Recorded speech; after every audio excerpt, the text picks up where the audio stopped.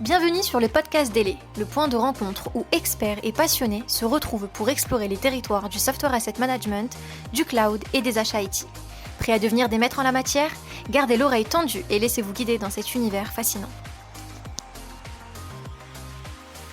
Bonjour à tous, bienvenue dans ce podcast. Je suis Damien Hoguel, directeur du commerce et du marketing chez Ele. Et aujourd'hui, j'ai le plaisir de recevoir et d'interviewer Guillaume Jedin, qui est directeur des pôles performance achat chez Ele. Et Guillaume, est-ce que tu peux te présenter, s'il te plaît, en quelques mots? Bonjour à tous, bonjour Damien. Eh bien merci. Effectivement, ça fait un peu plus de 7 ans que je suis chez Ele, mais la première fois que j'ai croisé Ele, c'était aux alentours de 2014. J'ai croisé Benoît. Je me suis dit, qu'est-ce qu'il me raconte? C'était une formation sur les Golden Rules for SAM. Et puis ensuite, je suis venu à différents événements. Et Tu étais client, tu étais dans une grande Exactement. entreprise, dans des postes d'achat. Exactement. Et en fait, je comprenais pas bien l'intérêt de tous ces sujets. Je venais de choses vraiment euh, beaucoup plus concrètes que le logiciel, beaucoup plus palpables que le logiciel. Et donc, je comprenais pas forcément les pratiques, les audits, les inventaires. Enfin, ça me paraissait un peu irréel. Et puis, j'ai été confronté à un audit d'un éditeur américain. Et puis, effectivement, on s'est vus, nous, tous les deux, pour la première fois sur un événement autour de l'outillage. Et donc, je cherchais toujours à comprendre comment m'améliorer. Alors, toi, aujourd'hui, tu es super bien positionné pour comprendre comment le software asset management et les achats peuvent se nourrir mutuellement et tu l'utilises au quotidien et tu conseilles aux clients d'utiliser cette combinaison au quotidien. Est-ce que tu peux nous en parler un petit peu? Ouais, alors, effectivement, pour un acheteur logiciel, le software asset manager ou le contract manager, mais principalement quand même le software asset manager, est un partenaire majeur. Je dirais même que s'il n'y a pas ce partenaire, on peut louper sa négo. C'est une clé de succès dans la négociation. Et donc, souvent l'acheteur, on le voit dans la négociation finale, sauf que c'est l'épisode final de la série. Au préalable, il y a un certain nombre d'étapes à ne pas louper. Et donc, le Software Asset Manager et le SAM développent ces étapes d'inventaire, de conformité, d'optimisation et ensuite passe la balle à l'acheteur pour justement préparer l'ensemble de cette négociation, évidemment avec les autres fonctions, les autres métiers de l'entreprise pour projeter les besoins, etc. Mais on ne part pas en négociation sans connaître ce que l'on a. Oui, c'est ça. Donc, est-ce que tu peux nous dire un peu plus sur comment cette gestion des actifs logiciels, comment le FinOps sont des activités qui alimentent les négos avec les éditeurs de logiciels et de cloud?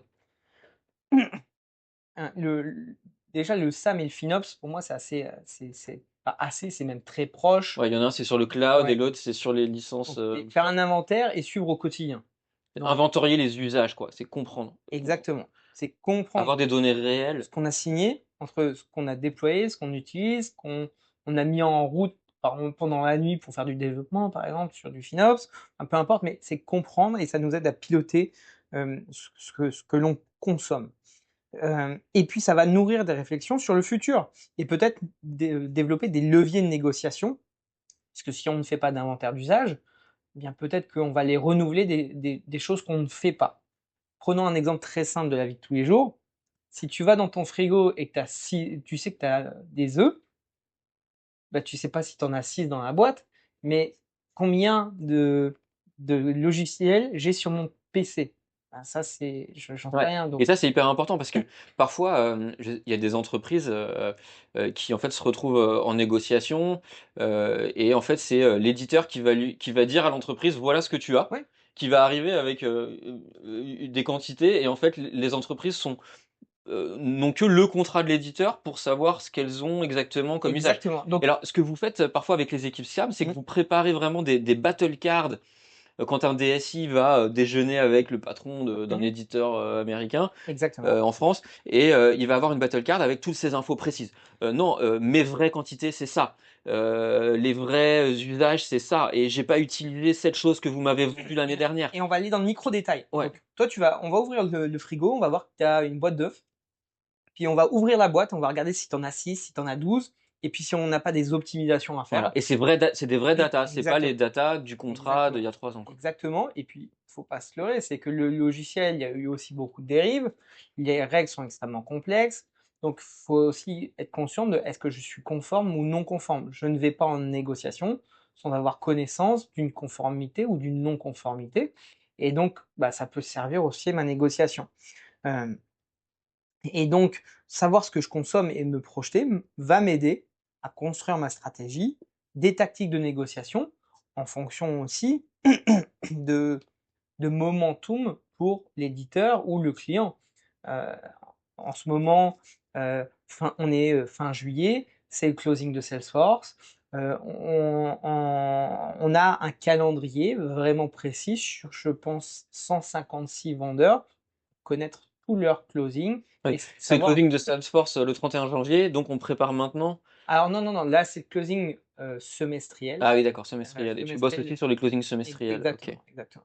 Les éditeurs, on connaît leur mécanisme sur les closings annuels, mais on a aussi des closings trimestriels et semestriels qui sont aussi importants, voire tout aussi importants pour certains. Ok. Euh, les acheteurs et les SAM, souvent on les voit travailler ensemble pour construire toute une stratégie achat autour de ces grands éditeurs. Est-ce que tu peux nous en dire un peu plus?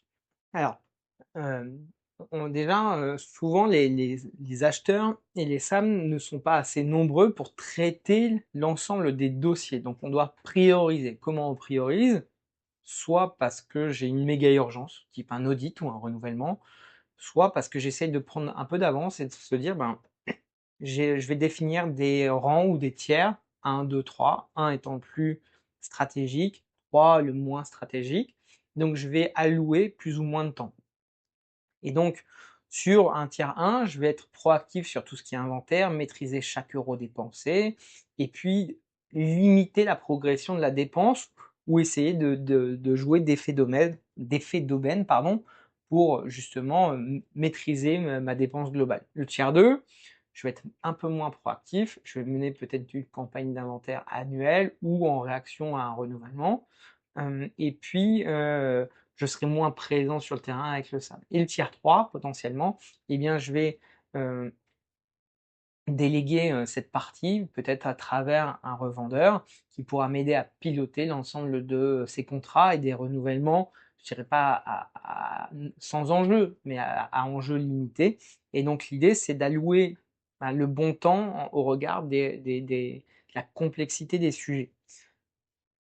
Ok. Du coup, est-ce que tu peux nous donner quelques exemples de bonnes pratiques en matière d'achat logiciel et cloud, quand voilà, on a des négos à préparer, deux, trois bonnes pratiques à avoir dans sa poche, Ouais. Alors, bon, ça sera pas forcément une liste exhaustive, bien sûr, mais l'idée, c'est toujours de connaître son partenaire de négociation. Alors, il y a l'account exécutif en face de soi. ou son adversaire. Voilà, pas forcément son adversaire, mais oui, tu as raison, parfois, ça peut être conflictuel. Donc, l'objectif, c'est de comprendre l'organisation et son partenaire en face de toi. Donc, l'organisation de l'éditeur, où il est situé, qu'est-ce qu'ils font, les chiffres, les résultats trimestriels, les produits à fort enjeu, les produits scorecards, ce qu'on Oui, appelle. parce que c'est vrai que les éditeurs, ils ont des commerciaux, voire des équipes commerciales qui connaissent parfaitement leurs clients, qui vont cartographier l'ensemble des On décideurs, appelle un plan de compte. le directeur achat, le directeur des systèmes d'information, ils vont avoir les numéros, les emails, ils vont jouer, ils vont aller récupérer des informations dans les équipes techniques, à droite, à gauche. Exactement. Donc, Et toi, ils cartographient toute l'information. ouais. C'est-à-dire qu'un projet au fin fond de je sais pas où, ils vont savoir le remonter en centrale et s'en servir au moment de la négociation. Et donc, toi, tu dis aux grandes entreprises, faites Organisez-vous. pareil. Comprenez l'organisation des Oui. éditeurs et jouez avec. C'est ça. Ouais, effectivement, et c'est là où en fait le déséquilibre se marque. C'est-à-dire que souvent, pour un profil CAC 40 ou SBF 120 d'un client, eh bien, l'éditeur a mis en place une équipe de sales spécialistes en fonction des produits, plus de la coordination globale avec un account exécutif, etc. Bon, je passe tous les détails de l'organisation commerciale, mais c'est une vraie équipe dédiée à ramener le plus d'argent possible. Là où en fait le déséquilibre se crée, c'est que les acheteurs souvent ils sont 3-4, un acheteur, donc dans l'équipe ils sont 3-4, un acheteur, un légal dans le meilleur des cas, un contract manager ou un SAM, et puis un gars du métier, et puis C'est tout, en fait. Et en réalité, là où les acheteurs ont créé un réel des équipes, c'est qu'ils ont su organiser l'ensemble de ces sujets-là pour tirer le meilleur parti de la situation. Ils attrapent les mails, les numéros, les besoins et puis ils Ça permet cartographient. d'escalader, Voilà, et ils vont créer le savoir. jeu de l'escalade. Ils vont aller voir le patron pour dire: «Bah, vos équipes, on travaille, depuis un certain temps avec eux». Je sais que parfois avec des clients, vous écrivez des mails, dans la hiérarchie des éditeurs, parfois Exactement. hors de la France pour essayer d'obtenir des choses et ça marche? Exactement, donc on voit bien que le 1er type c'est connaître son interlocuteur, son partenaire, de éditeur de logiciel et puis c'est comprendre sa hiérarchie pour justement jouer et aller défendre avec nos arguments directement vers les décideurs qui sont parfois outre-Atlantique. Et donc comprendre aussi la stratégie de revenu. Est-ce qu'il a réalisé ses chiffres? Est-ce qu'il a fait ses bonus? Sur quel produit il est objectivé? Et donc, bah, tout ça, c'est en analysant les résultats de l'entreprise et puis en étant sur le marché de nombreuses négociations. Ensuite, c'est comprendre ben, les offres, on en a déjà parlé, mais aussi les véhicules contractuels. Si c'est un contrat engageant ou non engageant, évidemment, j'aurai pas la même flexibilité, mais j'aurai pas les mêmes coûts non plus en termes financiers.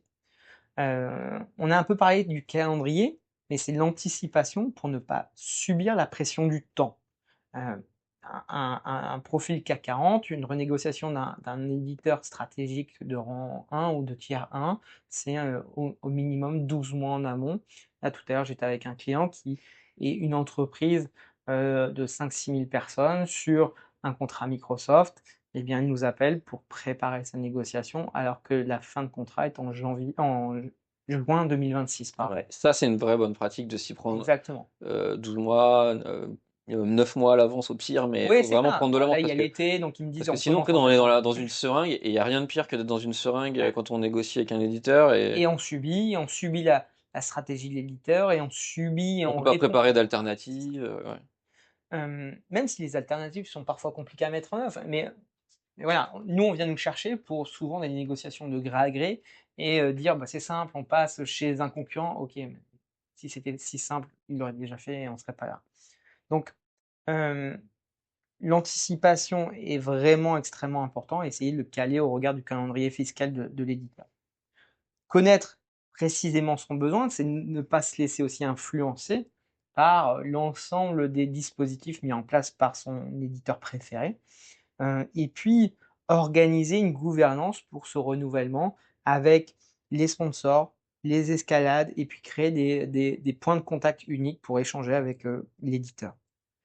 Toujours aussi s'informer à travers son réseau, donc des différentes associations ou organisations qui existent. Je peux en citer quelques-unes.